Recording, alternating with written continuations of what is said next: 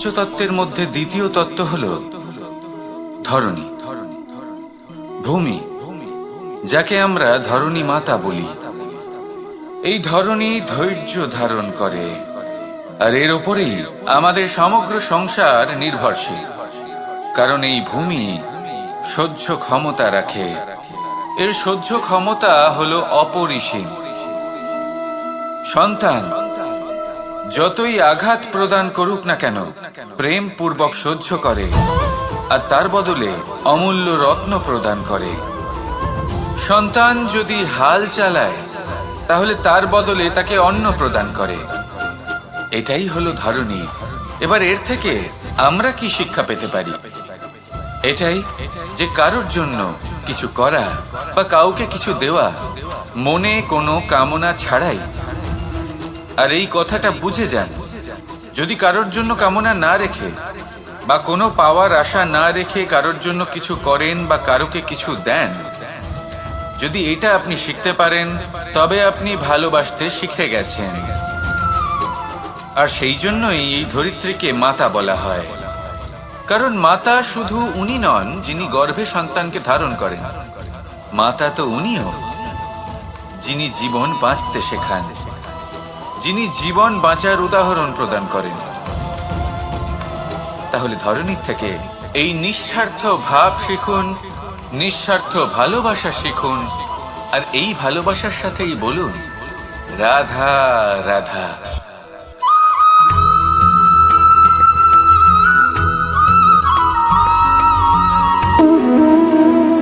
সম্পর্ক হলো আমাদের জীবনের একটি আধার।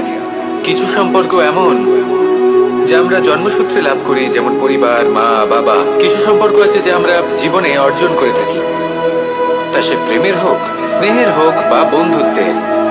এই সকল সম্পর্ক লাভ করার বা গড়ে তোলার 5টি ধাপ রয়েছে। প্রথম ধাপ, কোনো ব্যক্তির সাথে আলাপ হওয়া, তার সাথে কথা বলা বা তাকে দেখা।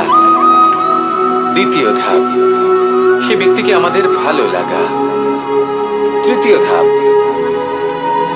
আমাদের এটা চাইতে শুরু করা যে জীবনে এই ব্যক্তি যেন আমাদের বন্ধু হন, আমাদের জীবনে থাকেন, বা আমাদের কাউকে ভালোবেসে ফেলা। আর এটা আমাদের ভাবা বা চাওয়া যে সেই ব্যক্তি যেন আজীবন আমার সাথে থাকেন, আমার জীবনে আমার সাথী হয়ে। চতুর্থ ধাপ, লাভ করা। এবার এই ধাপটি অনেক মানুষের পক্ষেই খুবই সরল হয়, বড়ই সরলভাবে নিজেদের সঙ্গীকে লাভ করে থাকে। কিছু মানুষের জন্য এই ধাপ অত্যন্ত কঠিন হয়ে থাকে। অনেক প্রতিকূল পরিস্থিতির উপর জয়লাভ করে তারা সঙ্গীকে লাভ করেন, কিন্তু লাভ অবশ্যই করেন। এরপরে আসে পঞ্চম, অন্তিম এবং সব থেকে গুরুত্বপূর্ণ ধাপ। সেটা হলো সেই সম্পর্ক পালন করা। এটা হলো এমন এক বিষয় যা প্রত্যেক মানুষের শেখা উচিত। যদি ব্যক্তি নিজের জীবনে সম্পর্ক রক্ষা করতে শিখে যান, তবে প্রত্যেক সম্পর্ক তার জীবনকে স্বর্গ করে তুলবে। আসুন আর আমার সাথে ভালোবেসে বলুন রাধা রাধা।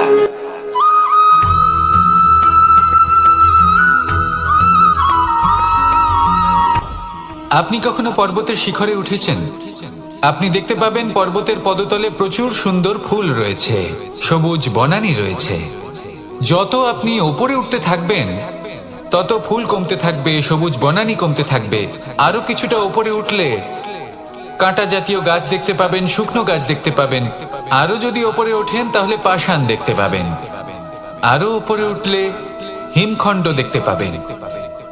এই যে পর্বত, তা মনুষ্য জীবনের সব থেকে উত্তম উদাহরণ। মানুষ যখন সাফল্যের শিখরে পৌঁছতে চান, মহানুভবতার শিখরে পৌঁছতে চান, পথে যত আস্তে আস্তে উপরে উঠতে থাকেন, ততই ভৌতিক বস্তু তার থেকে বিচ্ছিন্ন হতে থাকে। যদি তিনি সেই ভৌতিক বস্তুগুলি ত্যাগ না করতে পারেন, তাহলে কখনোই সেই স্থানে পৌঁছতে পারবেন না। আর মানুষ যদি উচিত ত্যাগ করতে পারেন, পথে অগ্রসর হতে থাকেন, এগোতে থাকেন, তাহলে একদিন না একদিন তিনি মহানুভবতার, জ্ঞানের, সাফল্যের হিমের স্বাদ অবশ্যই লাভ করবেন। মনে রাখবেন, মানব জীবনে ত্যাগ হলো অত্যন্ত গুরুত্বপূর্ণ অংশ। আসুন আমার সাথে ভালোবেসে বলুন, রাধা রাধা।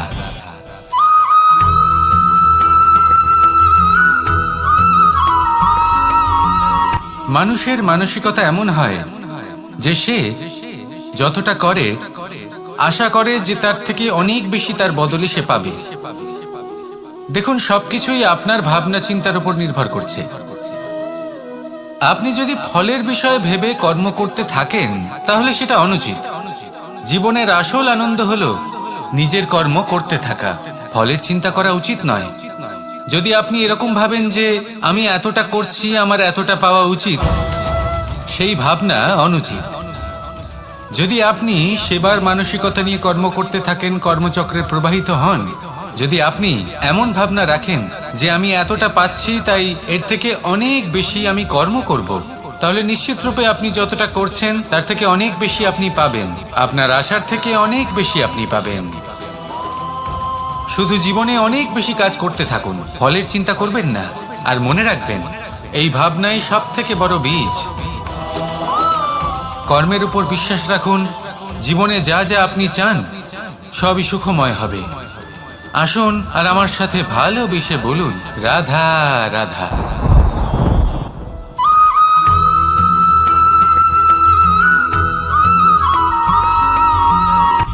সূচের শেষে একটি ছিদ্র থাকে যার দ্বারা আমরা এই সুতো পরাতে পারি, আর তারপর সূচের সাহায্যে এই সুতো দিয়ে বস্ত্র সেলাই করা যায়। কিন্তু যদি সুতোটা সোজা করে ধরা না হয় তাহলে সূচে কখনো এই সুতো পরানোই সম্ভব নয়। যদি এতে কোনো গিঁট পড়ে তখন তা কখনোই এই ছিদ্র দ্বারা প্রবেশ করা সম্ভব নয়। ঠিক এইভাবেই যদি আপনি কারোর জীবনে প্রবেশ করতে চান, কারোর অন্তরে প্রবেশ করতে চান, তাহলে আপনাকেও সহজ থাকতে হবে। এতে কোনো গিঁট থাকলে চলবে না, অর্থাৎ মনে যাতে কোনো মালিন্য না থাকে, যেন কোনো কুচিন্তা না থাকে। যদি এসব থাকে তাহলে আপনি কখনো কারোর জীবনে প্রবেশ করতে পারবেন না। আর যদি কোনোভাবে আপনি প্রবেশ করেও যান তাহলে তার মনে ঘর করতে পারবেন না। নিজেকে এই সুতোর মতন করে তুলুন, সহজ। মনে যেন কোনো কুচিন্তা না থাকে, সবার প্রতি যেন সদ্ভাবনা থাকে, শুভ চিন্তা থাকে। এমনটা করতে থাকুন। এমন একটা দিন আসবে যেদিন এই সমস্ত সংসারের ব্যক্তির মনে আপনি বাস করবেন, আর তখন এই মন প্রসন্ন হয়ে বলবে, রাধা রাধা।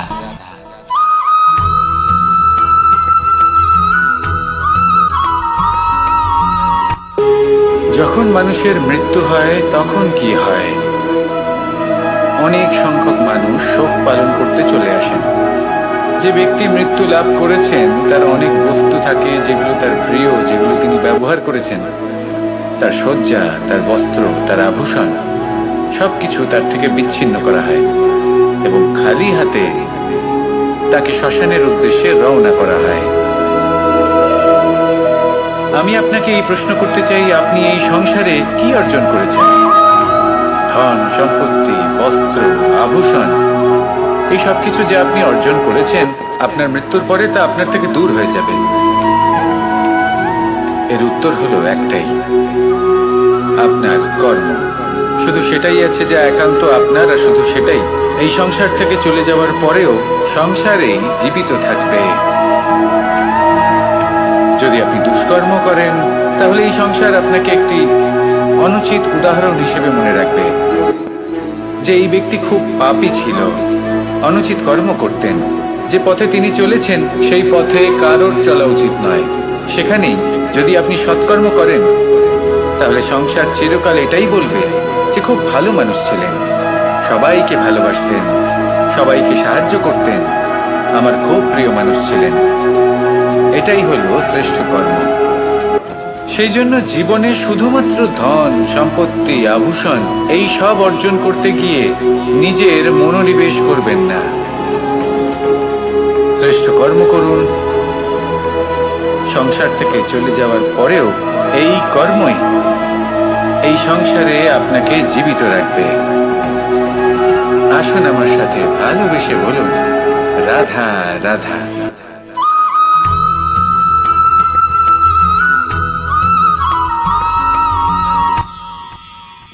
মানুষ তার জীবনে দুই ধরনের পরিস্থিতিকে খুব ভয় পায়।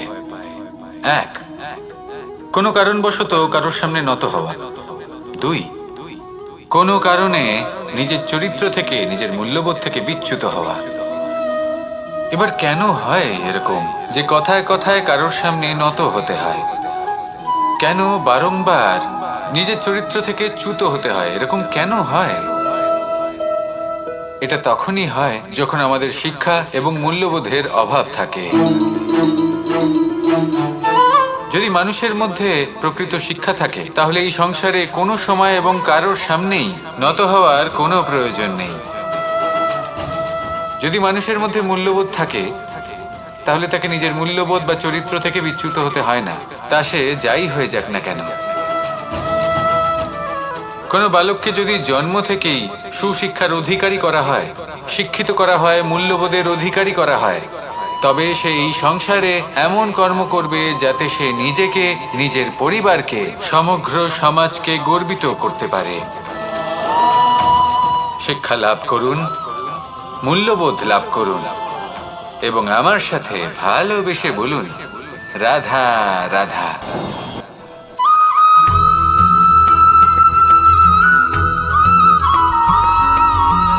কথায় আছে যে এমন কোনো অক্ষর নেই যার দ্বারা কোনো মন্ত্র হয় না, এমন কোনো বনস্পতি নেই যা নিজেই একটা ঔষধি নয়, পৃথিবীর এমন কোনো ব্যক্তি নেই যার মধ্যে কোনো যোগ্যতা থাকে না।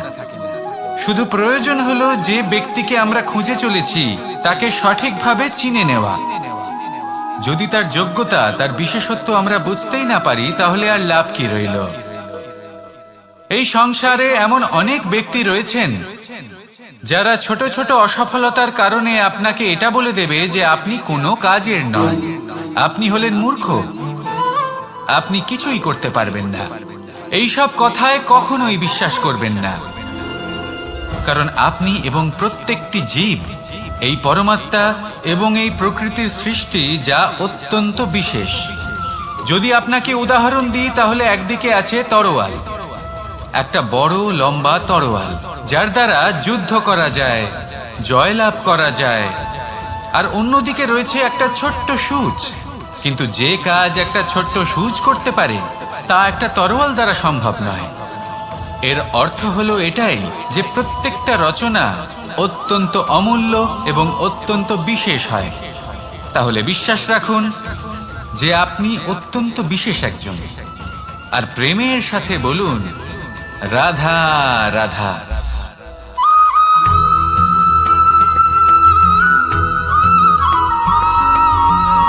এই সংসারে কোনো বস্তু হোক বা ব্যক্তি হোক, তার একার গুরুত্ব কিন্তু খুব বেশি নয়। একটা উদাহরণ হিসেবে বৃষ্টির ফোঁটাকে ভেবে দেখুন। যদি একটি বৃষ্টির ফোঁটা হয় তাহলে তার খুব বেশি গুরুত্ব থাকে না, কিন্তু যখন সহস্র বৃষ্টির ফোঁটা মেঘের মধ্যে দিয়ে ঝরে পড়ে তখন সেটা বর্ষার রূপ ধারণ করে। সেই বর্ষা যা এই প্রকৃতিকে শান্ত করে। সেইভাবেই পাথরের ছোট টুকরো, তার খুব বেশি গুরুত্ব থাকে না, কিন্তু যখন অসংখ্য পাথরের টুকরো একত্রিত হয় তখন তা পর্বতের আকার ধারণ করে। সেইভাবেই কিছু মানুষ যখন একত্রিত হন তখন তৈরি হয় পরিবার, কিছু পরিবার যখন একত্রিত হয় তখন তৈরি হয় সমাজ, যখন অনেক সংখ্যক সমাজ একত্রিত হয় তখন তৈরি হয় রাজ্য। এবার এই রাজ্যের সব থেকে গুরুত্বপূর্ণ ব্যক্তি হতে পারেন রাজা, কিন্তু তাও সেই রাজা একা কিছু করতে পারেন না। যুদ্ধ লড়ার সময় তারও নিজের সৈন্যদলকে প্রয়োজন পড়ে। কিন্তু এই সংসারে এমন একজন ব্যক্তি আছেন যিনি একাই সব কাজ করতে থাকেন, এবং সেই ব্যক্তি হলেন মা। আমাদের জীবনে একজন পিতার ভূমিকা কিন্তু নিঃসন্দেহে অমূল্য, কিন্তু আমাদের সকলের জীবনে যে ভূমিকা একজন মায়ের তা অন্য কারোর থাকে না। একজন মা একাই সন্তানকে বড় করতে পারেন, সংস্কারী করে তুলতে পারেন, তার জন্য পরিশ্রম করেন, আর এত কিছু কাজ করার পরেও তার কাজের জন্য তিনি প্রশংসা অবশ্য পান না। উল্টে যদি সেই সন্তান অনুচিত পথে চালিত হয়, অনুচিত কর্ম করে, তখন সেই মাকেই অপবাদের পাত্র হয়ে উঠতে হয়। আমাদের জীবনে মায়ের যোগদান কতটা সেটা বুঝুন। আপনাকে বড় করে তোলার জন্য উনি কতটা পরিশ্রম করেছেন সেটা বুঝুন। আজ থেকে, এখন থেকে, এই মুহূর্ত থেকে মাকে সম্মান করতে শিখুন। যখন সময় পাবেন, যখন সুযোগ হবে, তখন তার প্রশংসা করুন। ওনারও ভালো লাগবে। আর মায়ের এই মমতার জন্য, তার এই ভূমিকার জন্য আসুন সবাই মিলে আমরা তাকে প্রণাম করি। আর সকলে মিলে ভালোবেসে বলি, রাধা রাধা।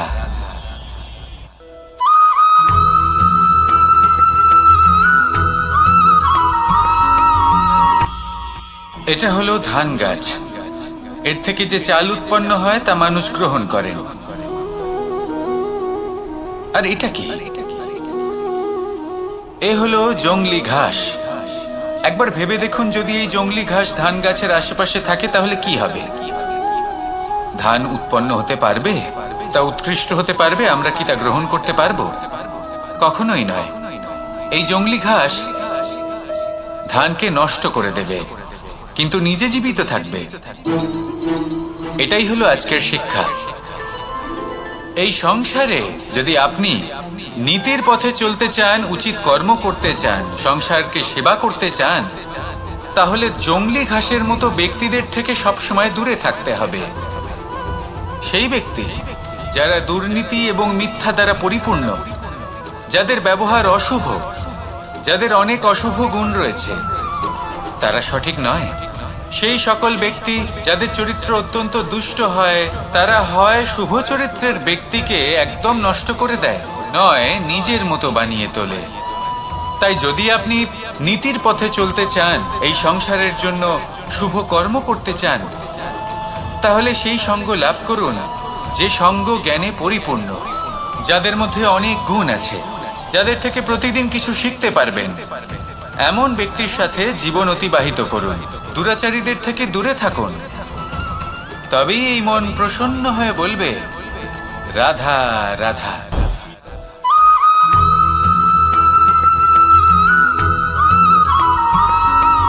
জীবনে যখন কোনো ব্যক্তি নিজের লক্ষ্য প্রাপ্তির জন্য নিরন্তর পরিশ্রম করতে থাকেন, চেষ্টা করতে থাকেন, তখন তিনি কষ্ট অনুভব করেন। কখনো শারীরিক কষ্ট, কখনো মানসিক কষ্ট। এবার উনি এটা ভাবতে থাকেন যে আমি কি উচিত করছি নাকি অনুচিত করছি। কারণ অন্যদিকে এমন একজন ব্যক্তিও আছেন যিনি একদমই পরিশ্রম, চেষ্টা করছেন না। তিনি মদিরা পান করেন, বিলাসিতায় জীবন কাটান, অলস প্রকৃতির হয়ে ওঠেন, নিদ্রাতে বিলীন হয়ে থাকেন আর ভাবেন যে তিনি সুখ লাভ করছেন। কিন্তু এরকম কেন হয়?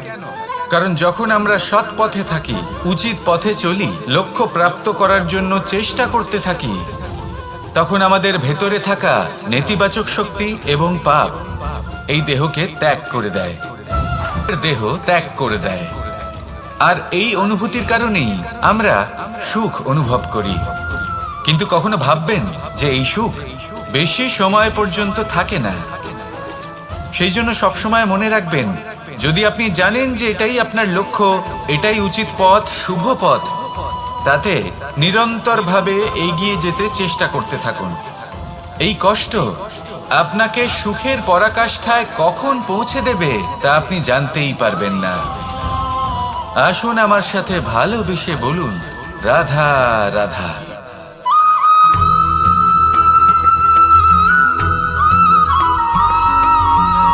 মানুষের মানসিকতা এমন হয় যে সে যতটা করে আশা করে যে তার থেকে অনেক বেশি তার বদলে সে পাবে। দেখুন, সবকিছুই আপনার ভাবনা চিন্তার উপর নির্ভর করছে। আপনি যদি ফলের বিষয়ে ভেবে কর্ম করতে থাকেন তাহলে সেটা অনুচিত। জীবনের আসল আনন্দ হলো নিজের কর্ম করতে থাকা, ফলের চিন্তা করা উচিত নয়।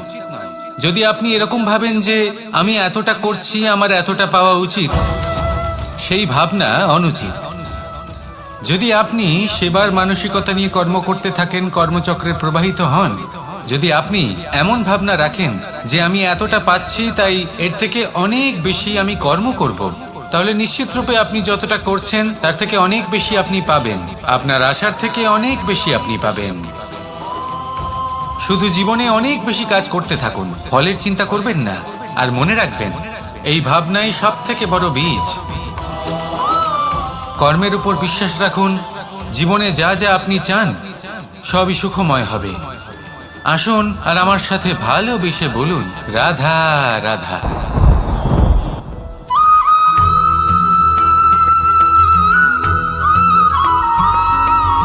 আমাদের শরীর প্রকৃতির সর্বশ্রেষ্ঠ রচনা। যে অঙ্গ প্রত্যঙ্গ আমরা লাভ করেছি, প্রত্যেকটির মধ্যে একটি নিজস্ব বার্তা রয়েছে। একটু ভেবে দেখুন, দুটি চোখ দিয়েছে দেখার জন্য, দুটি কান দিয়েছে শোনার জন্য, নাসিকাও আছে দুটি, দুটি হাত দিয়েছে দ্বিগুণ পরিশ্রম করার জন্য। কিন্তু জীব শুধুমাত্র একটি। তার উপরেও তীক্ষ্ণ বলিষ্ঠ দাঁত দিয়েছে তার রক্ষার জন্য। কখনো ভেবে দেখেছেন কেন?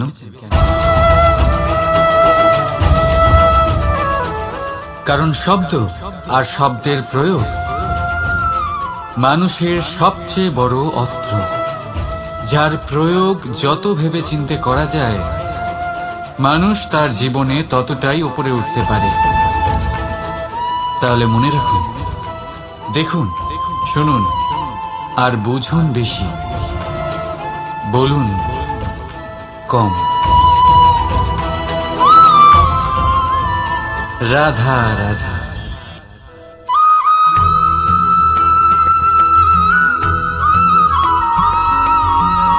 এই সংসারে কোনো বস্তু হোক বা ব্যক্তি হোক, তার একার গুরুত্ব কিন্তু খুব বেশি নয়।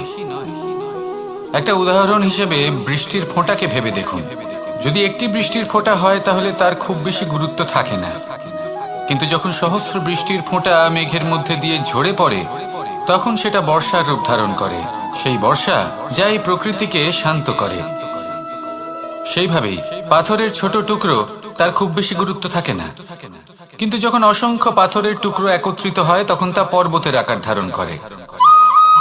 সেইভাবেই কিছু মানুষ যখন একত্রিত হন তখন তৈরি হয় পরিবার, কিছু পরিবার যখন একত্রিত হয় তখন তৈরি হয় সমাজ, যখন অনেক সংখ্যক সমাজ একত্রিত হয় তখন তৈরি হয় রাজ্য। এবার এই রাজ্যের সব থেকে গুরুত্বপূর্ণ ব্যক্তি হতে পারেন রাজা, কিন্তু তাও সেই রাজা একা কিছু করতে পারেন না।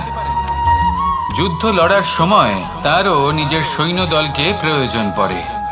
কিন্তু এই সংসারে এমন একজন ব্যক্তি আছেন যিনি একাই সব কাজ করতে থাকেন, এবং সেই ব্যক্তি হলেন মা। আমাদের জীবনে একজন পিতার ভূমিকা কিন্তু নিঃসন্দেহে অমূল্য, কিন্তু আমাদের সকলের জীবনে যে ভূমিকা একজন মায়ের তা অন্য কারোর থাকে না। একজন মা একাই সন্তানকে বড় করতে পারেন, সংস্কারী করে তুলতে পারেন, তার জন্য পরিশ্রম করেন।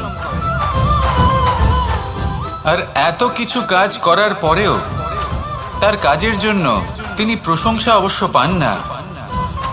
উল্টে যদি সেই সন্তান অনুচিত পথে চালিত হয়, অনুচিত কর্ম করে, তখন সেই মাকেই অপবাদের পাত্র হয়ে উঠতে হয়। আমাদের জীবনে মায়ের যোগদান কতটা সেটা বুঝুন। আপনাকে বড় করে তোলার জন্য উনি কতটা পরিশ্রম করেছেন সেটা বুঝুন। আজ থেকে, এখন থেকে, এই মুহূর্ত থেকে মাকে সম্মান করতে শিখুন। যখন সময় পাবেন, যখন সুযোগ হবে, তখন তার প্রশংসা করুন, ওনারও ভালো লাগবে।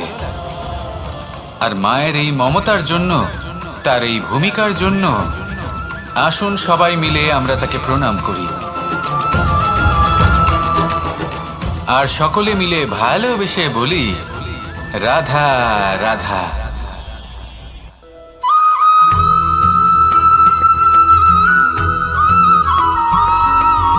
ফিরে আসছিলেন এবং তাদের ফেরার পথে হঠাৎ করে কোথাও থেকে একটি বাছুর চলে এলো। এই দুই বোন ভয়ভীত হয়ে গেলেন, আর তাদের হাত থেকে সেই আটা পড়ে গেল, মাটিতে মিশে গেল। এবার এই পুরো ঘটনাক্রমে যদি কারোর বিন্দুমাত্র লাভ হয়ে থাকে, বিন্দুমাত্র আনন্দ পেয়ে থাকে, তাহলে সে কে? সেই ছোট বোন, যিনি মাঝে মাঝেই গমের দানা তুলছিলেন এবং খাচ্ছিলেন। কিছুটা হলেও উনি আনন্দ লাভ করেছিলেন। এবার এরকমই হলো আমাদের জীবনে ভক্তি এবং ভালোবাসা সংক্রান্ত বিষয়। মানুষ নিজের জীবনের দৈনিক কাজে এতটাই ব্যস্ত হয়ে পড়েন, প্রত্যেকদিন শুধু কাজ কাজ কাজ কাজ করতে থাকেন, আর তাতে ভক্তি এবং ভালোবাসার জন্য সময় বার করতেই পারেন না। দেখুন, জীবনে ভক্তি আর প্রেমের এই যে ছোট ছোট মুহূর্ত আছে, এগুলো যদি আপনি যাপন করতে পারেন তাহলে তাতেই আপনি তৃপ্তি লাভ করবেন। বাকি সবই আপনার ব্যর্থ বলেই মনে হবে। জীবনে যখনই আপনি কোনো কাজ করবেন, ঈশ্বরের প্রতি সমর্পিত হয়ে সেই কাজ করুন। আর যখনই সময় পাবেন, তাহলে সেই সময় নিজের আপনজনদের দিন। যাদের আপনি ভালোবাসেন তাদের প্রতি যত্নবান হন, তাদের শুভাকাঙ্ক্ষী হন। এই প্রেম আর ভক্তির ছোট ছোট মুহূর্তগুলো আপনার জীবনকে চরিতার্থ করে তুলবে। আসুন আমার সাথে ভালোবেসে বলুন, রাধা রাধা।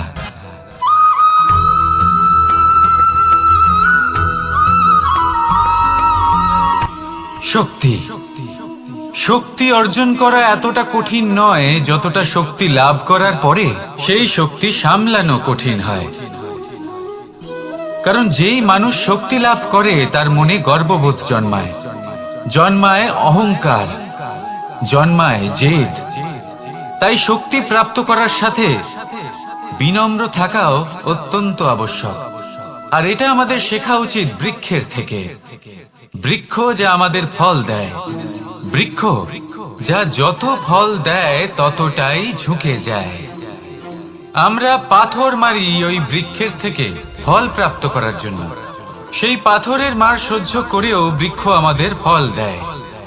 কোনো গর্ববোধ নেই, কোনো অহংকার বোধ নেই। আর সেই জন্য এই বৃক্ষের পুজো করা হয়। এটাই হলো মাহাত্ম্য শক্তির সাথে বিনম্রতা। যদি এই শক্তি সৃজন করে থাকে, সাহায্য করে থাকে, সম্বল হয়ে থাকে, তবেই সেই শক্তি উপযুক্ত। আর নয়তো সেই শক্তি একদিন আপনাকে আসক্ত অবশ্যই করবে। তাহলে শক্তি অবশ্যই অর্জন করুন, কিন্তু তার সাথে সেই শক্তি সামলানোর মতো বিবেকও আপনাকে অবশ্যই জাগ্রত করতে হবে। তাহলে আসুন আমার সাথে ভালোবেসে বলুন, রাধা রাধা।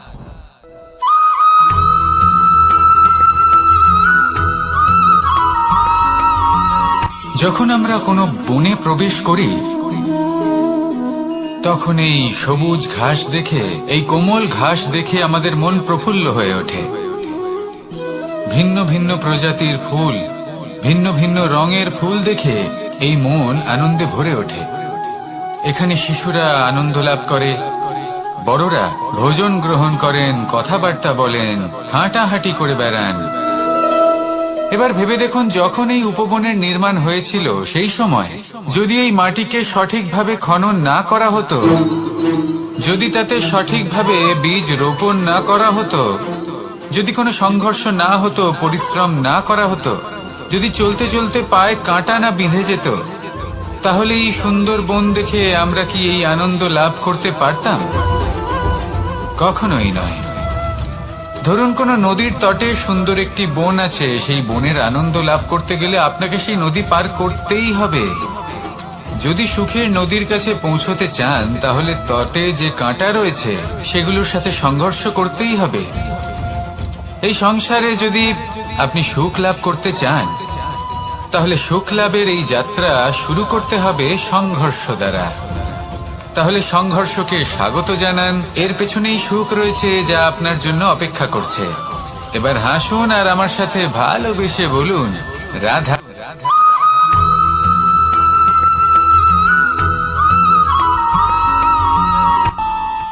আমাদের মনে যখন কোনো প্রশ্ন ওঠে, কোনো দ্বন্দ্ব জাগে, তখন আমরা যাই আমাদের গুরুর কাছে, আমাদের আরাধ্যের কাছে গিয়ে জিজ্ঞেস করি। এইভাবেই একদিন আমি পৌঁছলাম আমার আরাধ্যের কাছে, আমার মহাদেবের কাছে, আর ওনাকে প্রশ্ন করলাম যে মহাদেব, জীবনে আনন্দ পাওয়ার, উৎসব পালনের, প্রেম ভাগ করে নেবার, জীবনকে উপভোগ করে নেওয়ার সর্বশ্রেষ্ঠ সময় কোনটা? মহাদেব হাসলেন আর উনি বললেন, জীবনে উৎসব পালনের সব থেকে শ্রেষ্ঠ দিন হলো মৃত্যুর ঠিক আগের দিনটা। প্রেম ভাগ করে নেওয়ার সব থেকে শ্রেষ্ঠ মুহূর্ত হলো মৃত্যুর ঠিক আগের মুহূর্ত। জীবনকে উপভোগ করে নেওয়ার সর্বশ্রেষ্ঠ প্রহর হলো মৃত্যুর এক প্রহর পূর্বে। তখন আমি চমকে গেলাম। আমি বললাম, কিন্তু মহাদেব, মৃত্যু তো অনিশ্চিত, আমরা জানিও না কবে আমাদের মৃত্যু হবে। মহাদেব আবার হাসলেন। উনি বললেন যে যদি আমরা এভাবে জীবন কাটাই যে আমরা জীবনের প্রত্যেক দিন, প্রত্যেক মুহূর্ত, প্রত্যেক প্রহর শেষ বলে মনে করি, তাহলে আমাদের সমস্ত জীবন আনন্দের সাথেই অতিবাহিত হবে। কি বলেন?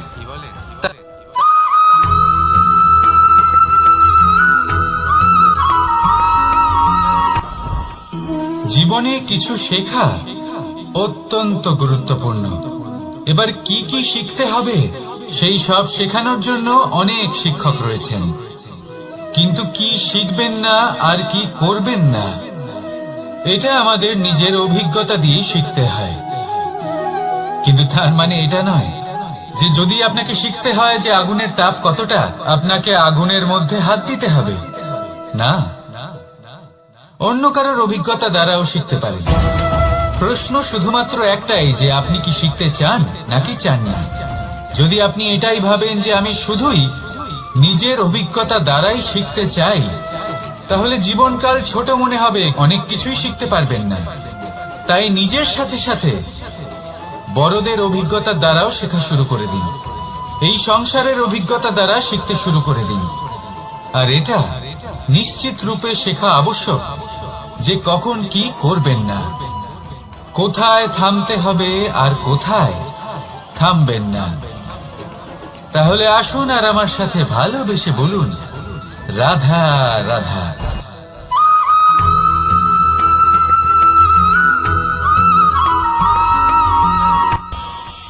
এই সংসারে আমরা প্রকাশ কোথা থেকে পাই? এর উত্তর বড়ই সরল। ভোরে যখন সূর্যোদয় হয় তখন প্রকাশের কিরণ আমাদের ঘরে এসে পৌঁছয়। এইভাবেই আমরা প্রকাশ লাভ করি। এবার এই প্রকাশের আলোতেই আমরা সারাদিনের কাজ সম্পন্ন করি।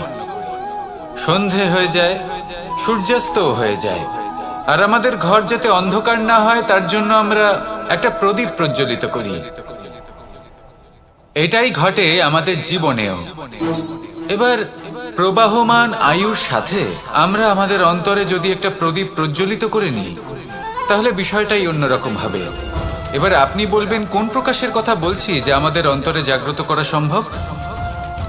আমাদের আত্মার মাঝে প্রেমের প্রকাশ জাগ্রত করার কথা বলছি। কারণ আমাদের এই জীবন এও হলো দিনের আলোর মতো। আজ প্রকাশ আছে, কিন্তু কোনোদিন অবশ্যই অস্ত হবে। কিন্তু অস্ত হবার আগে যদি আমরা আমাদের আত্মার মাঝে প্রেমের এই প্রকাশ উজ্জ্বলিত করে নিই, তাহলে আমাদের সন্ধ্যাকালও আমরা আনন্দে এবং প্রেমে যাপন করব।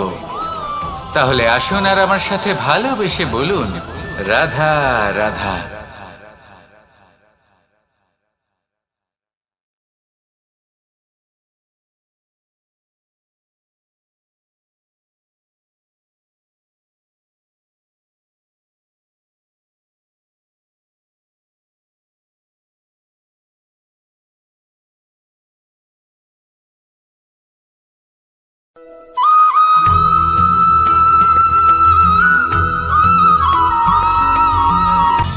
সময়, জীবন, কাল। দেখতে গেলে এই তিনটি শব্দ একটি শব্দেরই সমার্থক শব্দ মনে হয়, কিন্তু এই শব্দগুলির অর্থ কি সমান? কখনোই নয়। হ্যাঁ, এই সময় চলতে থাকে, জীবন চলতে থাকে, কালচক্র চলতে থাকে।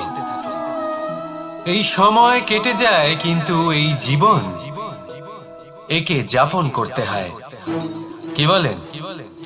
এই জীবনে কিছু করুন বা কিছু না করুন, জীবন এমনি কেটে যাবে, আপনি জানতেও পারবেন না। কিন্তু সেটা আমাদের উদ্দেশ্য নয়, একে যাপন করতে হবে। এই জীবনে প্রেরণা পেতে শিখুন, প্রেরণা দিতে শিখুন, আহ্বান গ্রহণ করতে শিখুন, আহ্বান জানাতে শিখুন, মহান কাজ করতে শিখুন, ধন্যাত্মক বোধ জাগিয়ে তুলুন।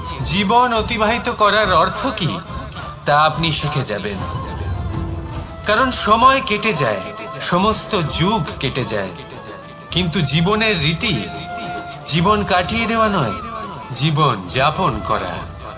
এই জীবন সম্পূর্ণরূপে অনুভব করতে হবে, নতুন পথ বানাতে হবে।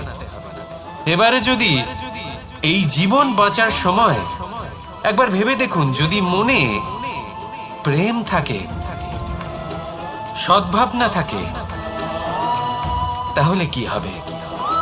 এই জীবনকে বাঁচার অনুভূতিটাই অন্যরকম হয়ে যাবে, একটা আনন্দময় অনুভূতি লাভ করবেন। তাহলে এটাই করুন আর আমার সাথে ভালোবেসে বলুন, রাধা রাধা।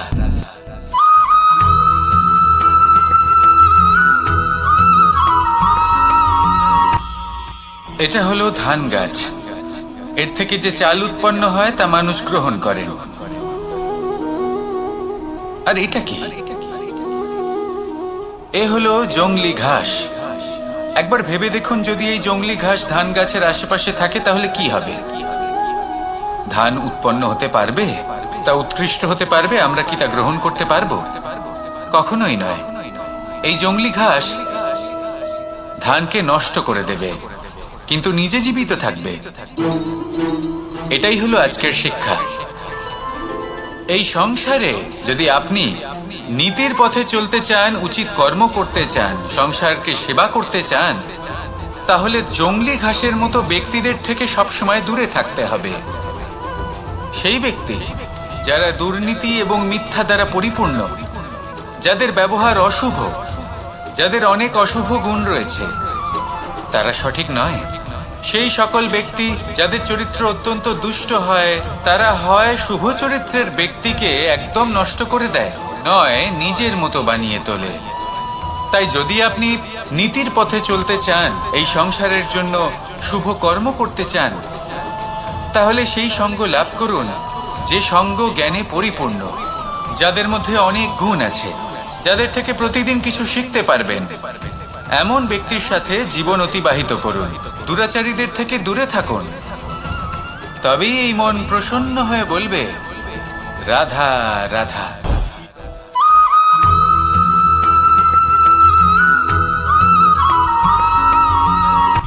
সূচের শেষে একটি ছিদ্র থাকে, যার দ্বারা আমরা এই সুতো পরাতে পারি, আর তারপর সূচের সাহায্যে এই সুতো দিয়ে বস্ত্র সেলাই করা যায়। কিন্তু যদি সুতোটা সোজা করে ধরা না হয়, তাহলে সূচে কখনো এই সুতো পরানোই সম্ভব নয়।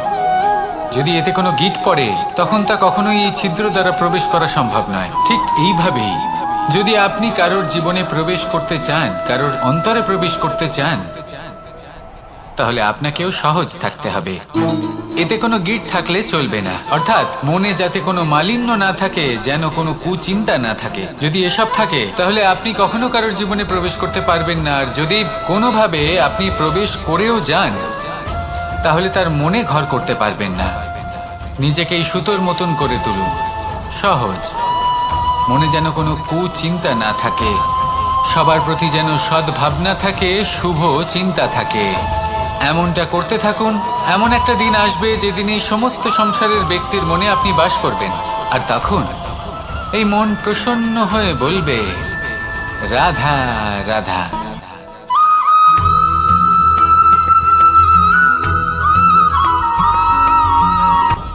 আপনি কখনো পর্বতের শিখরে উঠেছেন? আপনি দেখতে পাবেন পর্বতের পদতলে প্রচুর সুন্দর ফুল রয়েছে, সবুজ বনানী রয়েছে। যত আপনি ওপরে উঠতে থাকবেন, তত ফুল কমতে থাকবে, সবুজ বনানী কমতে থাকবে। আরো কিছুটা ওপরে উঠলে কাঁটা জাতীয় গাছ দেখতে পাবেন, শুকনো গাছ দেখতে পাবেন। আরো যদি ওপরে ওঠেন, তাহলে পাষাণ দেখতে পাবেন। আরো ওপরে উঠলে হিমখণ্ড দেখতে পাবেন। এই যে পর্বত, তা মনুষ্য জীবনের সব থেকে উত্তম উদাহরণ। মানুষ যখন সাফল্যের শিখরে পৌঁছতে চান, মহানুভবতার শিখরে পৌঁছতে চান, পথে যত আস্তে আস্তে উপরে উঠতে থাকেন, ততই ভৌতিক বস্তু তার থেকে বিচ্ছিন্ন হতে থাকে। যদি তিনি সেই ভৌতিক বস্তুগুলি ত্যাগ না করতে পারেন তাহলে কখনোই সেই স্থানে পৌঁছতে পারবেন না। আর মানুষ যদি উচিত ত্যাগ করতে পারেন, পথে অগ্রসর হতে থাকেন, এগোতে থাকেন, তাহলে একদিন না একদিন তিনি মহানুভবতার, জ্ঞানের, সাফল্যের হিমের স্বাদ অবশ্যই লাভ করবেন। মনে রাখবেন, মানব জীবনে ত্যাগ হলো অত্যন্ত গুরুত্বপূর্ণ অংশ। আসুন আমার সাথে ভালোবেসে বলুন, রাধা রাধা।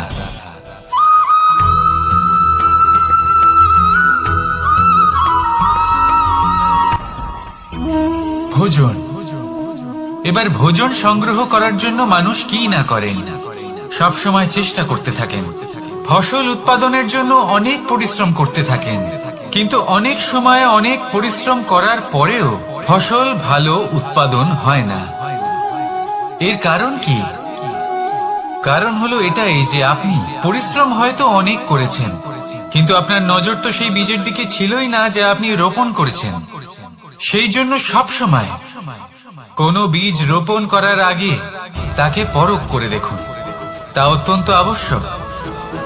আর সেইভাবেই যখনই কোনো কর্মের প্রশ্ন আসে, তাহলে সেখানে শুধুমাত্র পরিশ্রম যথেষ্ট নয়। সেই কাজের প্রতি আপনার কর্তব্য কি, আপনার উদ্দেশ্য কি, সেটা জানা হলো অত্যন্ত গুরুত্বপূর্ণ। তাই কর্ম করুন, কিন্তু সেই কর্মের প্রতি আপনার যা উদ্দেশ্য তার মাহাত্ম্য বুঝতে চেষ্টা করুন। তাহলে আসুন আমার সাথে ভালোবেসে বলুন, রাধা রাধা।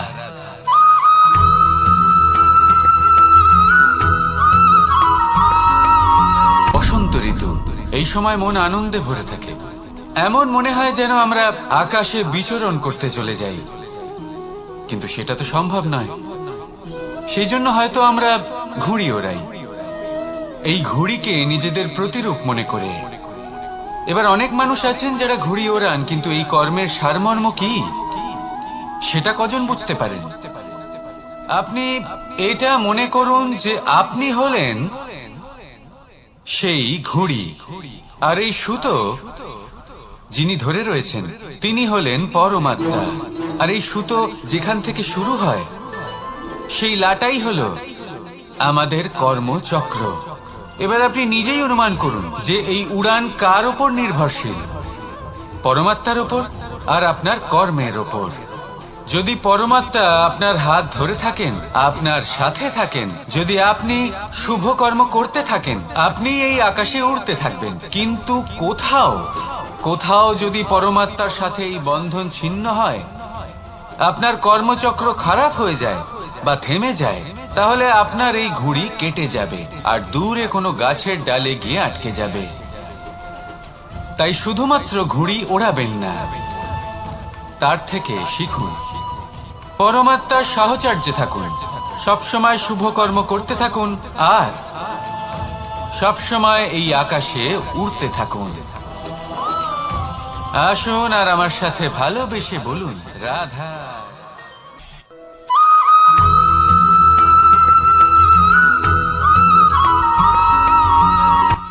এই সংসারে সাফল্য লাভ করার জন্য জ্ঞানের প্রয়োজন হয়, পরিশ্রমের প্রয়োজন হয়, দৃঢ় নিষ্ঠার প্রয়োজন হয়, নিরন্তর চেষ্টা করা প্রয়োজনীয়। কিন্তু আরো কিছু আছে যা অত্যন্ত প্রয়োজনীয় এবং গুরুত্বপূর্ণ।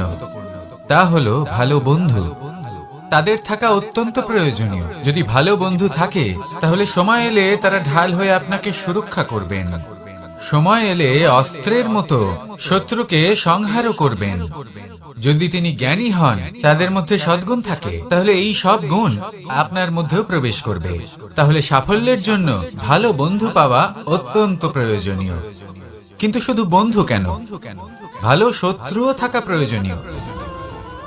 এবার আপনি ভাববেন, আমি কি বললাম? যদি আপনার জীবনেও ভালো অর্থাৎ শক্তিশালী শত্রু থাকে, তাহলে আপনিও শক্তিশালী হতে থাকবেন। এই শত্রু আপনাকে প্রেরিত করবে আরো বেশি শক্তিশালী হয়ে ওঠার। কখনো কোনো হরিণকে দেখুন, তীব্র গতিতে দৌড়তে থাকে। কেন তীব্র গতিতে দৌড়য়? এই কারণে নয় যে কোথাও তার জন্য মধুর ঘাস অপেক্ষা করে রয়েছে, না। সে এই কারণে তীব্র গতিতে দৌড়য় কারণ সেটা না করলে তার পেছনে একটি সিংহ আছে যে ওকে নিজের ভোজন করে ফেলবে। তাই জীবনে বিপদ, সংকট এই সবকিছুও হলো অত্যন্ত গুরুত্বপূর্ণ। তার সম্মুখীন হতে শিখুন আর আমার সাথে ভালোবেসে বলুন, রাধা রাধা।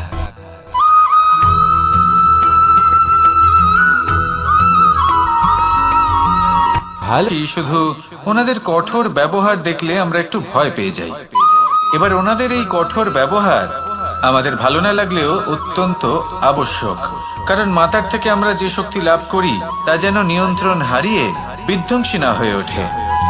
আমরা যেন কোনো কুপথে না চলে যাই, আমরা কখনো যেন দোষ না করে ফেলি। শুধু সেই জন্য পিতা এবং গুরু একটু কঠোর হয়ে ওঠেন, এবং ওনাদের এই কঠোর আচরণ ভবিষ্যতে গিয়ে আমরা অবশ্যই বুঝতে পারি।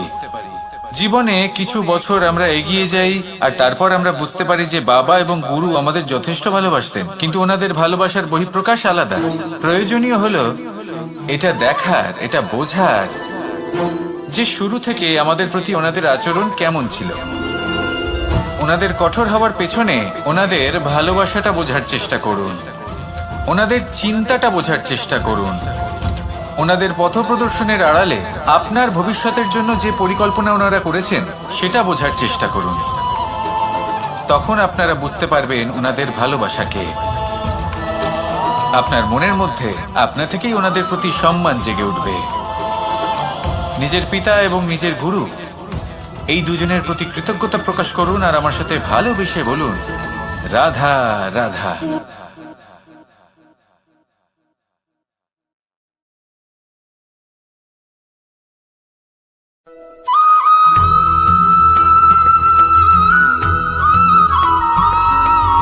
কথায় আছে, প্রত্যেক পুত্র তার পিতার প্রতিচ্ছবি হয়, আর সমস্ত প্রতিচ্ছবি চায় যেন সে তার অস্তিত্ব প্রাপ্ত করতে পারে। পুত্র চায় সে যেন তার পিতার মতো হয়, বা কখনো কখনো তার থেকেও শ্রেষ্ঠ হয়। সেটা কোনো অনুচিত ব্যাপার নয়। অনুচিত তখন হয় যখন পুত্র নিজের পিতার মতো হবার স্বপ্ন পূরণ করতে গিয়ে বা তার থেকেও শ্রেষ্ঠ হওয়ার স্বপ্ন পূরণে অনুচিত পথের আশ্রয় নেয়। কারণ তারপরে সে তার পিতার গুণগুলি আত্মসাৎ করতে চায় না। সে শুধুই এটা চায় যে সংসারের চোখে যেন আমি শ্রেষ্ঠ প্রমাণিত হই। এটা অনুচিত। সংসারে এমন অনেক মানুষ আছেন যারা এই কারণে শ্রেষ্ঠ হওয়ার চেষ্টা করেন যাতে তার পরিবারের তার পিতার সম্মান বৃদ্ধি পায়। এমনও মানুষ থাকেন, আর এটাই হলো পার্থক্য উদ্দেশ্যের। মনে রাখবেন, যদি আপনার উদ্দেশ্য শুভ হয় তাহলে পথও শুভ হবে, যদি আপনার উদ্দেশ্য অশুভ হয় তাহলে পথও অশুভ হবে। তাহলে নিজের পিতার মতো হবার চেষ্টা অবশ্যই করুন, তার থেকেও শ্রেষ্ঠ হওয়ার চেষ্টা অবশ্যই করুন, কিন্তু মনে রাখবেন আপনার সংকল্প আর আপনার উদ্দেশ্য এই দুই শুভ হওয়া উচিত। তাহলে আসুন আর আমার সাথে ভালোবেসে বলুন, রাধা রাধা।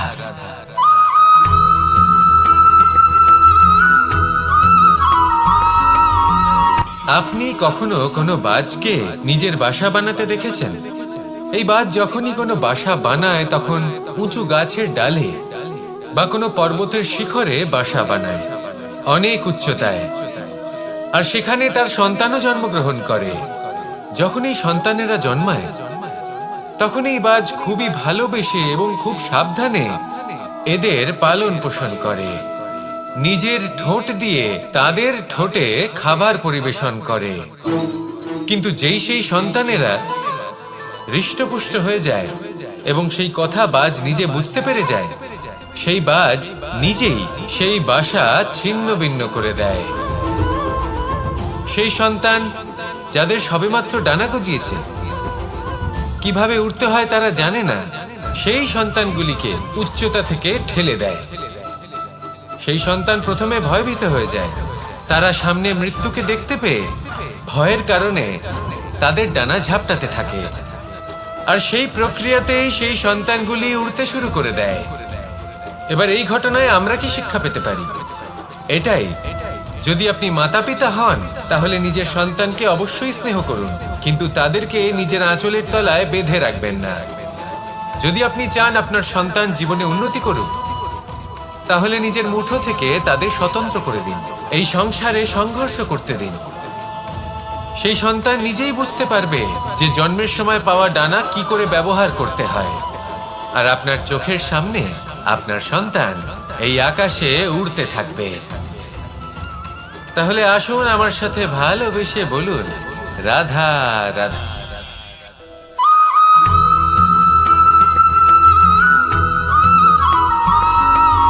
কথায় আছে, প্রত্যেক পুত্র তার পিতার প্রতিচ্ছবি হয়, আর সমস্ত প্রতিচ্ছবি চায় যেন সে তার অস্তিত্ব প্রাপ্ত করতে পারে। পুত্র চায় সে যেন তার পিতার মতো হয়, বা কখনো কখনো তার থেকেও শ্রেষ্ঠ হয়। সেটা কোনো অনুচিত ব্যাপার নয়। অনুচিত তখন হয় যখন পুত্র নিজের পিতার মতো হবার স্বপ্ন পূরণ করতে গিয়ে বা তার থেকেও শ্রেষ্ঠ হওয়ার স্বপ্ন পূরণে অনুচিত পথের আশ্রয় নেয়। কারণ তারপরে সে তার পিতার গুণগুলি আত্মসাৎ করতে চায় না। সে শুধুই এটা চায় যে সংসারের চোখে যেন আমি শ্রেষ্ঠ প্রমাণিত হই। এটা অনুচিত। সংসারে এমন অনেক মানুষ আছেন যারা এই কারণে শ্রেষ্ঠ হবার চেষ্টা করেন যাতে তার পরিবারের তার পিতার সম্মান বৃদ্ধি পায়। এমনও মানুষ থাকেন, আর এটাই হলো পার্থক্য উদ্দেশ্যের। মনে রাখবেন, যদি আপনার উদ্দেশ্য শুভ হয় তাহলে পথও শুভ হবে, যদি আপনার উদ্দেশ্য অশুভ হয় তাহলে পথও অশুভ হবে। তাহলে নিজের পিতার মতো হবার চেষ্টা অবশ্যই করুন, তার থেকেও শ্রেষ্ঠ হওয়ার চেষ্টা অবশ্যই করুন, কিন্তু মনে রাখবেন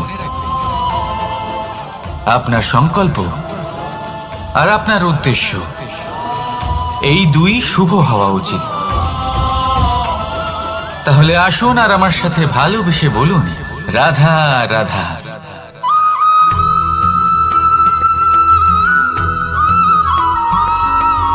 বসন্ত ঋতু, এই সময় মন আনন্দে ভরে থাকে। এমন মনে হয় যেন আমরা আকাশে বিচরণ করতে চলে যাই, কিন্তু সেটা তো সম্ভব নয়। সেই জন্য হয়তো আমরা ঘুড়ি ওড়াই, এই ঘুড়িকে নিজেদের প্রতিরূপ মনে করে। এবার অনেক মানুষ আছেন যারা ঘুড়ি ওড়ান, কিন্তু এই কর্মের সারমর্ম কি সেটা কজন বুঝতে পারেন? আপনি এটা মনে করুন যে আপনি হলেন সেই ঘুড়ি, আর এই সুতো যিনি ধরে রয়েছেন তিনি হলেন পরমাত্মা। আর এই সুতো যেখান থেকে শুরু হয় সেই লাটাই হলো আমাদের কর্মচক্র। এবার আপনি নিজেই অনুমান করুন যে এই উড়ান কার ওপর নির্ভরশীল? পরমাত্মার ওপর আর আপনার কর্মের ওপর। যদি পরমাত্মা আপনার হাত ধরে থাকেন, আপনার সাথে থাকেন, যদি আপনি শুভ কর্ম করতে থাকেন, আপনি এই আকাশে উড়তে থাকবেন। কিন্তু কোথাও যদি পরমাত্মার সাথে এই বন্ধন ছিন্ন হয়, আপনার কর্মচক্র খারাপ হয়ে যায় বা থেমে যায়, তাহলে আপনার এই ঘুড়ি কেটে যাবে আর দূরে কোনো গাছের ডালে গিয়ে আটকে যাবে। তাই শুধুমাত্র ঘুড়ি ওড়াবেন না, তার থেকে শিখুন, পরমাত্মার সাহচর্যে থাকুন, সবসময় শুভ কর্ম করতে থাকুন, আর সবসময় এই আকাশে উড়তে থাকুন। আসুন আর আমার সাথে ভালোবেসে বলুন, রাধা।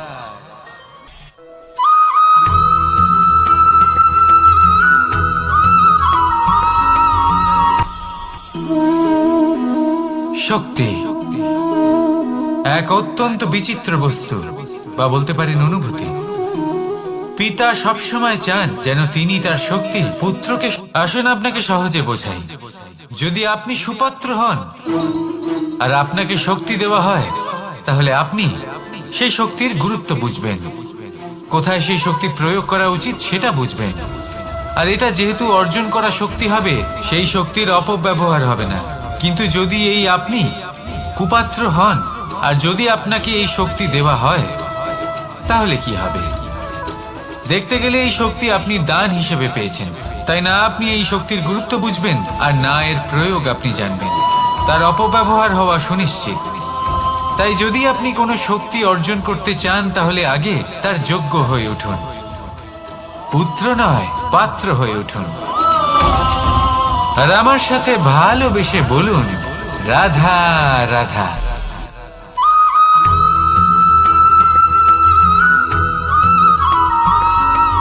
প্রত্যেক মানুষ নিজের জীবনে হীরক তথা হীরে এবং দর্পণ এই দুই দেখেছেন। এই দুই হলো সাদা এবং এরা দুজনেই আলোর প্রতিফলন ঘটায় এবং এরা দুজনেই উজ্জ্বল হয়ে ওঠে। আপনি হয়তো মনে মনে ভাবছেন যে এটা কি ধরনের তুলনা করছি। একটা হীরে তো রত্ন, তার মূল্য দর্পণের থেকে অনেক গুণ বেশি।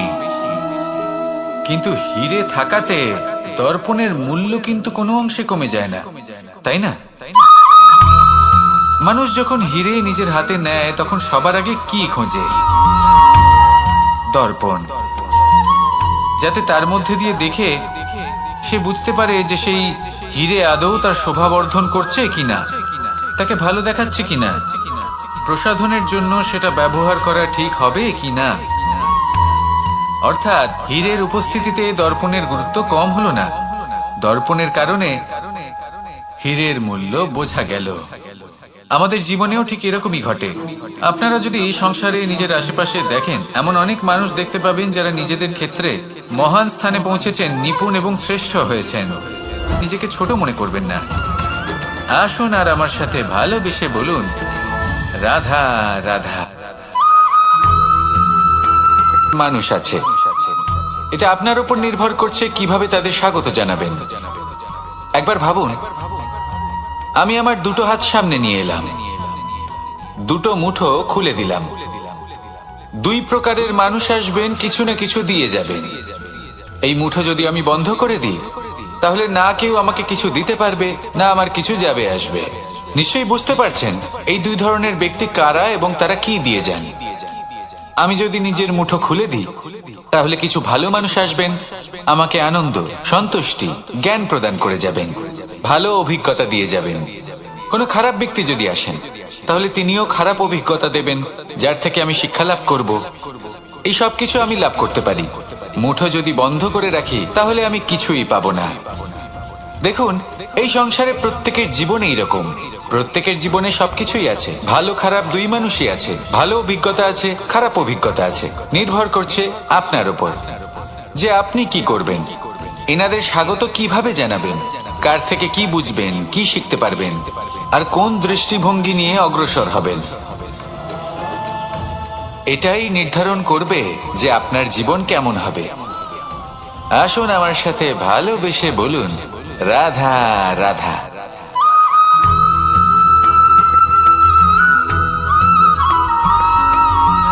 এই দড়িটা দেখুন, ছোট ছোট রেশম দ্বারা তৈরি। এটা সরু সুতো দ্বারা তৈরি হয়েছে এটা, আর এ অত্যন্ত কোমলও বটে।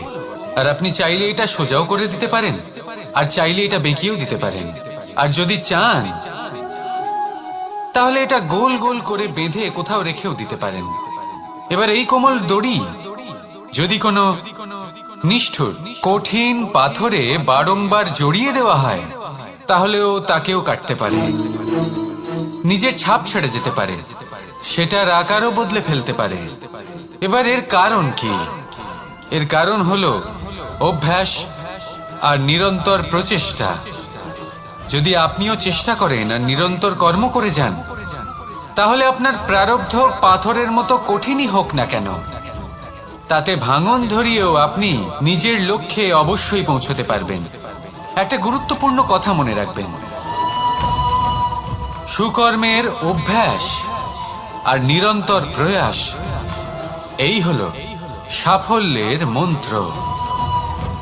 তাহলে জীবনে এই মন্ত্র আনুন আর আমার সাথে ভালোবেসে বলুন, রাধা রাধা।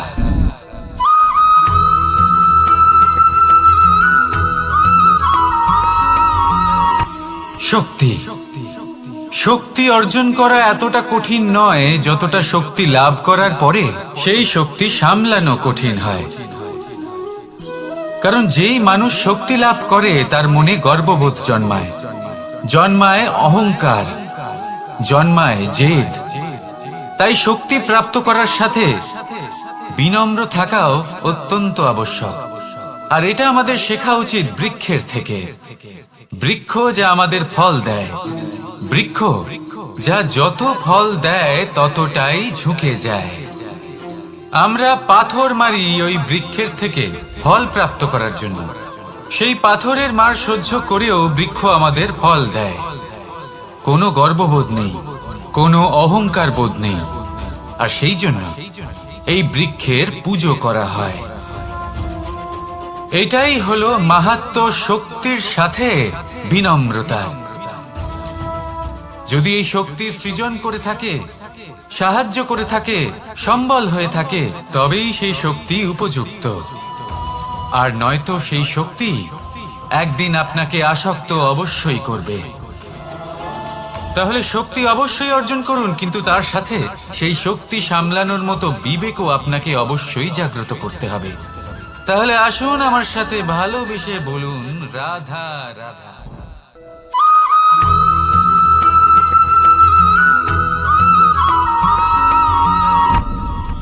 আপনি কি কখনো কোনো জলের ধারা দেখেছেন? তার সামনে যতই মাটি থাকুক না কেন, যতই কাদা থাকুক না কেন, যখন এই জলের ধারা বইতে আরম্ভ করে দেয়, তাহলে নিজের মনের, নিজের ভাবনার, নিজের জীবনের যত অনাবশ্যক তত্ত্ব আছে, অনুপযোগী অংশ রয়েছে, অর্থাৎ অপরিষ্কার অংশ রয়েছে, তা নিজে থেকেই নির্মল হয়ে উঠবে। আর যেরকম জলের ধারা কখনো থেমে থাকে না, সব সময় বয়ে চলে, সেভাবে আপনিও কখনোই থামবেন না। সবসময় বয়ে চলুন, এগোতে থাকুন। পথে যদি অনেক বিপদ আসে, সমস্যা আসে, থামবেন না, তার উপর নিরন্তর প্রহার করুন, নিরন্তর প্রয়াস করুন, আর অগ্রসর হন। আপনি ভেবে দেখুন, এই জলের ধারা কখনো থেমে থাকে না, সবসময় বয়ে চলে, বিপদের সম্মুখীন হয়ে তাকে সাথে বয়ে নিয়ে চলে। সেই জন্য জলের ধারা, প্রবাহমান এই ধারা, এর থেকে কখনো দুর্গন্ধ আসে না, এতে কখনো ময়লা জমতে পারে না, বরং পালিত হয় সুন্দর প্রাণবন্ত জীবজন্তু, যেমন সুন্দর ছোট মাছ।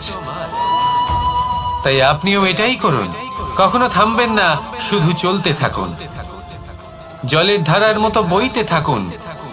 আপনি আপনার লক্ষ্য অবশ্যই খুঁজে পাবেন, আর তার সাথে নিজের অন্তরের যে মালিন্য রয়েছে তা আপনি নিজেই নিজের থেকে দূরে করে দেবেন। তাহলে আসুন আর আমার সাথে ভালোবেসে বলুন রাধা রাধা।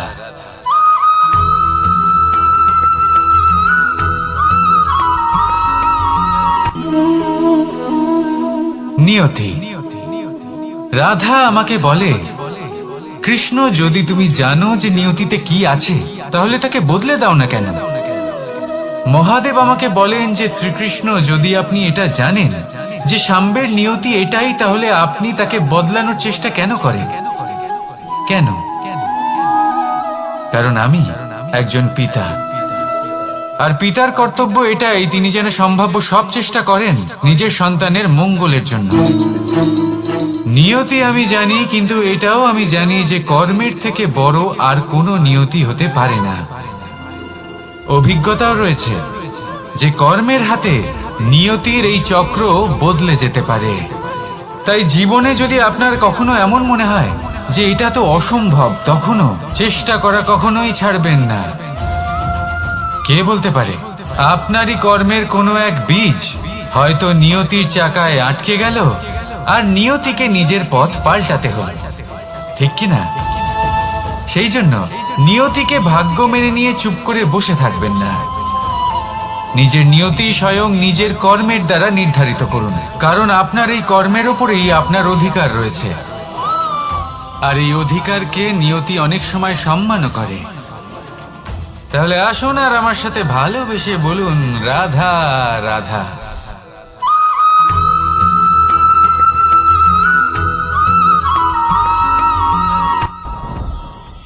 সাথী। সাথী এই শব্দটির ব্যাখ্যা কে কিভাবে করে? মিত্র, সখা, বন্ধু, কিন্তু অর্থ একটাই, তিনি যিনি আপনার সঙ্গী হন, আর তিনি যার সাথী আপনি হন। এবার সব থেকে বড় প্রশ্ন হলো এটাই যে তিনি কে হতে পারেন যাকে আপনি আপনার সাথী বলে মেনে নিতে পারেন। নিজের সখা, নিজের মিত্র, নিজের বন্ধু মেনে নিতে পারেন।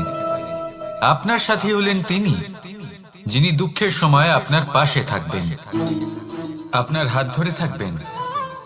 আপনার সাথী হলেন তিনি যার হাত আপনি নিজের সুখের দিনে ধরে থাকবেন। সেই সাথীরই হাত ধরুন যিনি দুঃখে সবসময় আপনাকে সাহায্য করার জন্য তৎপর হয়ে থাকেন, আপনার পাশে থাকেন, আর যাকে সুখের দিনে আপনি আপনার সাথে রাখতে পারেন।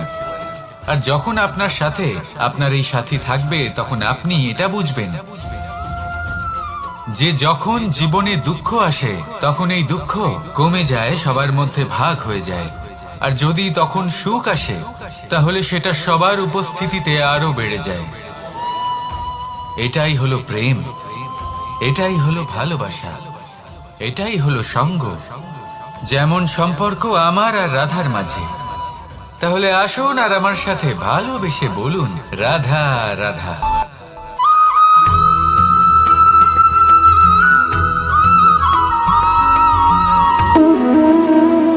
সম্পর্ক হলো আমাদের জীবনের একটি আধার।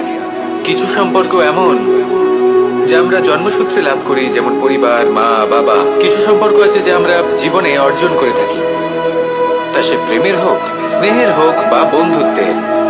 এই সকল সম্পর্ক লাভ করার বা গড়ে তোলার 5টি ধাপ রয়েছে। প্রথম ধাপ, কোনো ব্যক্তির সাথে আলাপ হওয়া, তার সাথে কথা বলা বা তাকে দেখা। দ্বিতীয় ধাপ, সে ব্যক্তিকে আমাদের ভালো লাগা। তৃতীয় ধাপ, আমাদের এটা চাইতে শুরু করা যে জীবনে এই ব্যক্তি যেন আমাদের বন্ধু হন, আমাদের জীবনে থাকেন, বা আমাদের কাউকে ভালোবেসে ফেলা। আর এটা আমাদের ভাবা বা চাওয়া যে সেই ব্যক্তি যেন আজীবন আমার সাথে থাকেন, আমার জীবনে আমার সাথী হয়ে। চতুর্থ ধাপ, লাভ করা। এবার এই ধাপটি অনেক মানুষের পক্ষেই খুবই সরল হয়, বড়ই সরলভাবে নিজেদের সঙ্গীকে লাভ করে থাকেন। কিছু মানুষের জন্য এই ধাপ অত্যন্ত কঠিন হয়ে থাকে। অনেক প্রতিকূল পরিস্থিতির উপর জয়লাভ করে তারা সঙ্গীকে লাভ করেন, কিন্তু লাভ অবশ্যই করেন। এরপরে আসে পঞ্চম, অন্তিম এবং সব থেকে গুরুত্বপূর্ণ ধাপ। সেটা হলো সেই সম্পর্ক পালন করা। এটা হলো এমন এক বিষয় যা প্রত্যেক মানুষের শেখা উচিত। যদি ব্যক্তি নিজের জীবনে সম্পর্ক রক্ষা করতে শিখে যান, তবে প্রত্যেক সম্পর্ক তার জীবনকে স্বর্গ করে তুলবে। আসুন আর আমার সাথে ভালোবেসে বলুন, রাধা রাধা।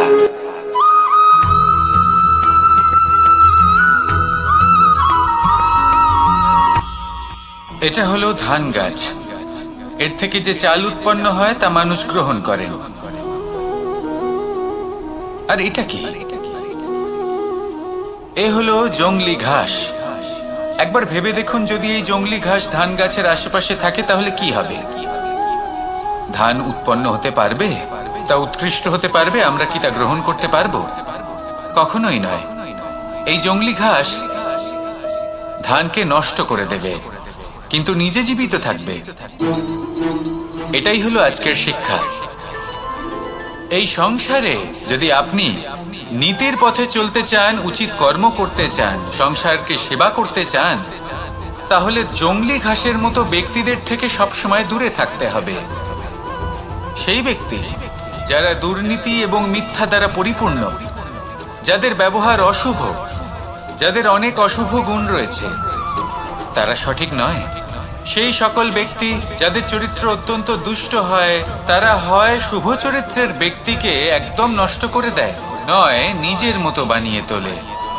তাই যদি আপনি নীতির পথে চলতে চান, এই সংসারের জন্য শুভ কর্ম করতে চান, তাহলে সেই সঙ্গ লাভ করুন যে সঙ্গ জ্ঞানে পরিপূর্ণ, যাদের মধ্যে অনেক গুণ আছে, যাদের থেকে প্রতিদিন কিছু শিখতে পারবেন। এমন ব্যক্তির সাথে জীবন অতিবাহিত করুন। দুরাচারীদের থেকে দূরে থাকুন। তবেই এই মন প্রসন্ন হয়ে বলবে, রাধা রাধা।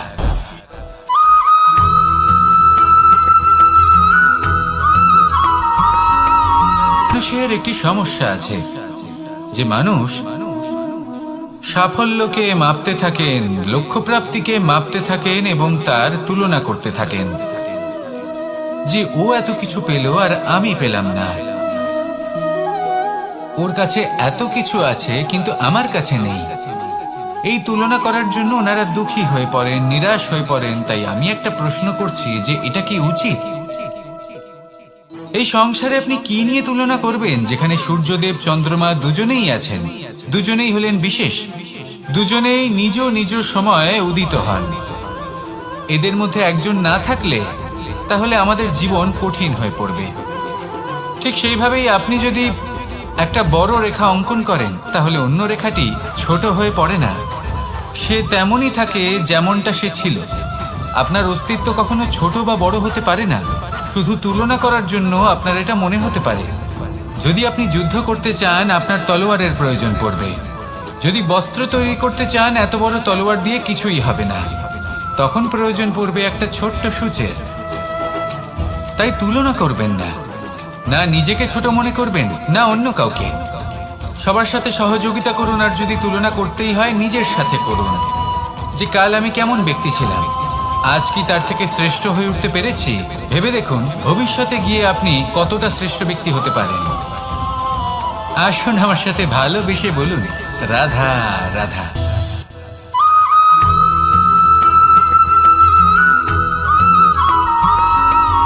ফিরে আসছিলেন এবং তাদের ফেরার পথে হঠাৎ করে কোথাও থেকে একটি বাছুর চলে এলো।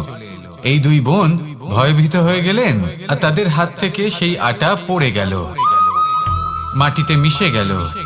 এবার এই পুরো ঘটনাক্রমে যদি কারোর বিন্দুমাত্র লাভ হয়ে থাকে, বিন্দুমাত্র আনন্দ পেয়ে থাকে, তাহলে সে কে? সেই ছোট বোন, যিনি মাঝে মাঝেই গমের দানা তুলছিলেন এবং খাচ্ছিলেন। কিছুটা হলেও উনি আনন্দ লাভ করেছিলেন। এবার এরকমই হলো আমাদের জীবনে ভক্তি এবং ভালোবাসা সংক্রান্ত বিষয়ে। মানুষ নিজের জীবনের দৈনিক কাজে এতটাই ব্যস্ত হয়ে পড়েন, প্রত্যেকদিন শুধু কাজ কাজ কাজ কাজ করতে থাকেন, আর তাতে ভক্তি এবং ভালোবাসার জন্য সময় বার করতেই পারেন না।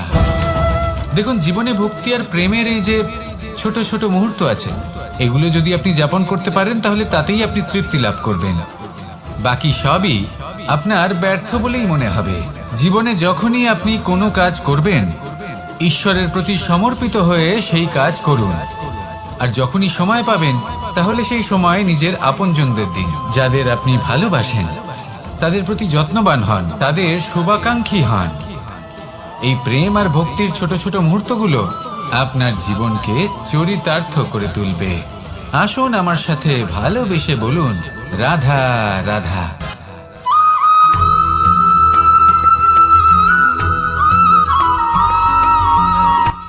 এই সংসারে সাফল্য লাভ করার জন্য জ্ঞানের প্রয়োজন হয়, পরিশ্রমের প্রয়োজন হয়, দৃঢ় নিষ্ঠার প্রয়োজন হয়, নিরন্তর চেষ্টা করা প্রয়োজনীয়। কিন্তু আরো কিছু আছে যা অত্যন্ত প্রয়োজনীয় এবং গুরুত্বপূর্ণ। তা হলো ভালো বন্ধু। তাদের থাকা অত্যন্ত প্রয়োজনীয়। যদি ভালো বন্ধু থাকে তাহলে সময় এলে তারা ঢাল হয়ে আপনাকে সুরক্ষা করবেন। সময় এলে অস্ত্রের মতো শত্রুকে সংহারও করবেন। যদি তিনি জ্ঞানী হন, তাদের মধ্যে সদ্গুণ থাকে, তাহলে এই সব গুণ আপনার মধ্যেও প্রবেশ করবে। তাহলে সাফল্যের জন্য ভালো বন্ধু পাওয়া অত্যন্ত প্রয়োজনীয়। কিন্তু শুধু বন্ধু কেন, ভালো শত্রুও থাকা প্রয়োজনীয়। এবার আপনি ভাববেন, আমি কি বললাম? যদি আপনার জীবনেও ভালো অর্থাৎ শক্তিশালী শত্রু থাকে, তাহলে আপনিও শক্তিশালী হতে থাকবেন। এই শত্রু আপনাকে প্রেরিত করবে আরো বেশি শক্তিশালী হয়ে ওঠার। কখনো কোনো হরিণকে দেখুন, তীব্র গতিতে দৌড়তে থাকে। কেন তীব্র গতিতে দৌড়য়? এই কারণে নয় যে কোথাও তার জন্য মধুর ঘাস অপেক্ষা করে রয়েছে, না। সে এই কারণে তীব্র গতিতে দৌড়য় কারণ সেটা না করলে তার পেছনে একটি সিংহ আছে যে ওকে নিজের ভোজন করে ফেলবে। তাই জীবনে বিপদ, সংকট, এই সবকিছুও হলো অত্যন্ত গুরুত্বপূর্ণ। তার সম্মুখীন হতে শিখুন আর আমার সাথে ভালোবেসে বলুন রাধা রাধা।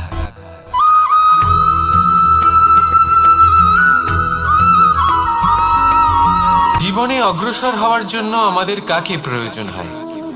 মাতা পিতা, বন্ধু, প্রেম, সাহায্য, অর্থ, পরিশ্রম, আশা। ভিন্ন ভিন্ন মানুষ ভিন্ন ভিন্ন বিকল্প চয়ন করে। যদি আমি আপনাকে বলি,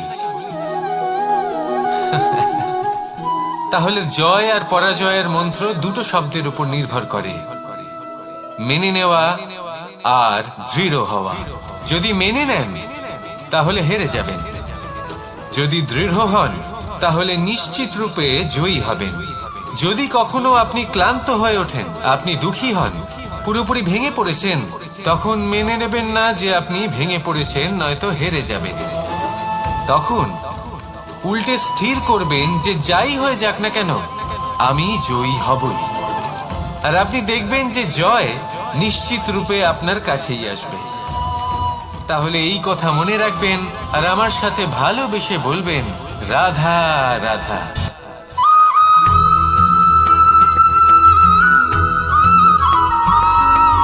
জীবনে যখন কোনো ব্যক্তি নিজের লক্ষ্য প্রাপ্তির জন্য নিরন্তর পরিশ্রম করতে থাকেন, চেষ্টা করতে থাকেন, তখন তিনি কষ্ট অনুভব করেন। কখনো শারীরিক কষ্ট, কখনো মানসিক কষ্ট। এবার উনি এটা ভাবতে থাকেন যে আমি কি উচিত করছি নাকি অনুচিত করছি। কারণ অন্যদিকে এমন একজন ব্যক্তিও আছেন যিনি একদমই পরিশ্রম চেষ্টা করছেন না। তিনি মদিরা পান করেন, বিলাসিতায় জীবন কাটান, অলস প্রকৃতির হয়ে ওঠেন, নিদ্রাতে বিলীন হয়ে থাকেন আর ভাবেন যে তিনি সুখ লাভ করছেন। কিন্তু এরকম কেন হয়? কারণ যখন আমরা সৎ পথে থাকি, উচিত পথে চলি, লক্ষ্য প্রাপ্ত করার জন্য চেষ্টা করতে থাকি, তখন আমাদের ভেতরে থাকা নেতিবাচক শক্তি এবং পাপ, মানে যদি আমরা কুপথে চলি, অনুচিত পথে চলতে থাকি, তাহলে আমাদের ভেতরে থাকা পুণ্য এবং ধনাত্মক শক্তি আমাদের দেহ ত্যাগ করে দেয়। আর এই অনুভূতির কারণেই আমরা সুখ অনুভব করি। কিন্তু কখনো ভাববেন যে এই সুখ বেশি সময় পর্যন্ত থাকে না। সেই জন্য সবসময় মনে রাখবেন, যদি আপনি জানেন যে এটাই আপনার লক্ষ্য, এটাই উচিত পথ, শুভ পথ, তাতে নিরন্তরভাবে এগিয়ে যেতে চেষ্টা করতে থাকুন। এই কষ্ট আপনাকে সুখের পরাকাষ্ঠায় কখন পৌঁছে দেবে তা আপনি জানতেই পারবেন না। আসুন আমার সাথে ভালোবেসে বলুন, রাধা রাধা। কখনো কখনো আমরা অসুস্থ হয়ে পড়ি, আর এমন সময় হলে মাতার মমতা, কখনো বাবার স্নেহ, কখনো বন্ধুদের পাশে থাকার অনুভূতি আমাদের রোগ নিরাময়ে সাহায্য করে। কখনো যদি আমরা নিরাশ হয়ে পড়ি, তখন যদি আমাদের কোনো আপনজন আমাদের দুটো ভালো কথা বলে, তখন আমাদের মনোবল বেড়ে যায়। ঠিক তেমন সংসারের এই রঙ্গমঞ্চে যদি আপনি পীড়িত অনুভব করেন, কিছু শুভ কথা আলোচনা করুন, কিছু স্তুতি গান করুন, কিছু মুহূর্তের জন্য হলেও নিজের ইষ্টদেবের কথা স্মরণ করুন আর প্রার্থনা করুন। সাহস বাড়বে, শক্তিও বৃদ্ধি পাবে এবং সামনে এগিয়ে চলার পথও দেখতে পাবেন। তখন এই মন প্রসন্ন হয়ে বলবে, রাধা রাধা।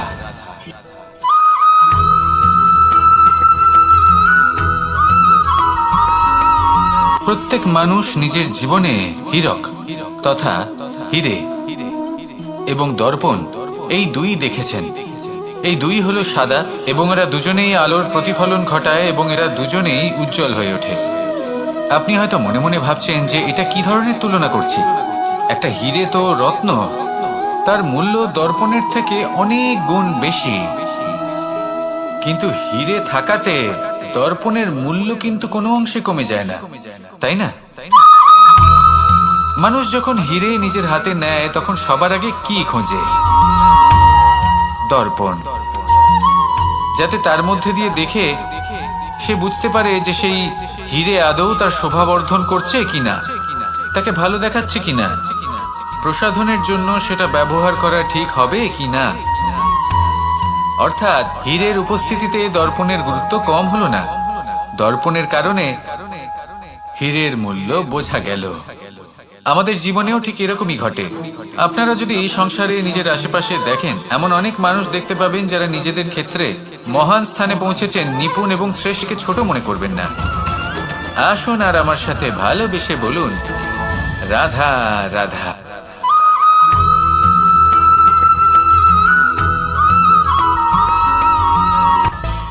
মানুষের মধ্যে একটা বিচিত্র প্রবৃত্তি থাকে, অন্য সকলের বিষয়ে, তাদের জীবনের বিষয়ে, তাদের ব্যক্তিত্বের বিষয়ে, তাদের ভবিষ্যতের বিষয়ে অনুমান করা।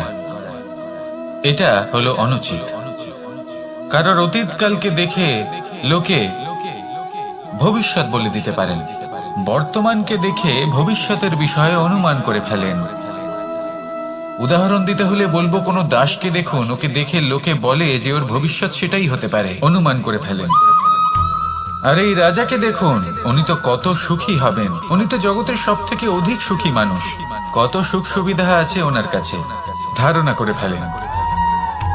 তবে সত্য তো এটাই যে কারোর ব্যক্তিত্বের বিষয়ে, তাদের ভবিষ্যতের বিষয়ে আপনি পূর্ণ সত্য কখনোই বলতে পারবেন না।